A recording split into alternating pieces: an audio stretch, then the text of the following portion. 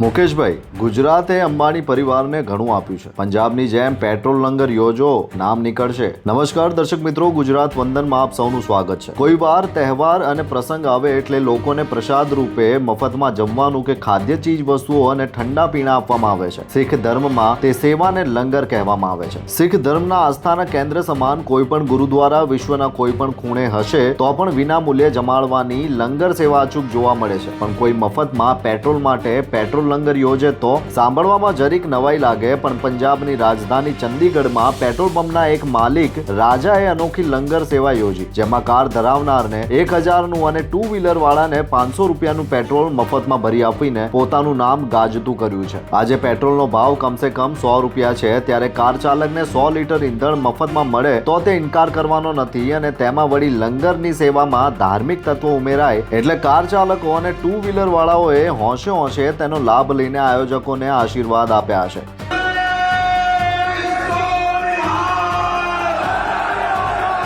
અહેવાલ એવા પણ છે કે આજ રાજાએ તે અગાઉ 500-500ની નોટો લોકોને વેચીને 500ની નોટની લંગર સેવા યોજીને જેમની પાસે અબજો છે તેમને એવો સંદેશો પણ આપ્યો છે કે સમાજે તમને આપ્યું અને હવે સમાજને કંઈક આપો. આપણા ગુજરાતમાં જામનગરમાં ઓઇલ રિફાઇનરી નાખીને અબજોમાં આડોટતા અને જેમને કહે છે કે લક્ષ્મીજી પણ એમ પૂછતા હશે કે હજુ કાંઈ જોઈએ છે, એવા રિલાયન્સના માલિક મુકેશ અંબાણીએ આજ દિન સુધી એવી કોઈ લંગર સેવા યોજી કે જેમાં તેમના પિતા ધીરુભાઈ અંબાણી જન્મતિથિ કે પુણ્યતિથિએ એક દિવસ માટે લોકોને પંજાબના રાજાની જેમ મફતમાં પેટ્રોલ આપ્યું હોય. ચાલો માની લઈએ કે એક દિવસ માટે મફત પેટ્રોલ અને ડીઝલ આખા ગુજરાતમાં ભલે ન આપે, પણ જે ધરતી પર તેમની ઓઇલ રિફાઇનરી છે એ જામનગરના વાહન ચાલકો માટે તો આવી લંગર સેવા યોજી જ શકે, અને તેમાં એમનું કંઈ ઘટી જવાનું નથી. તેમણે લગ્નોમાં ખૂબ ખર્ચ કર્યો તે તેમના ગજાની વાત છે, પણ પેટ્રોલ લંગર યોજીને એક દિવસમાં 5 કે 10 કરોડ ખર્ચે તો એમ માની લે કે બોલિવૂડના 1-2 કલાકારો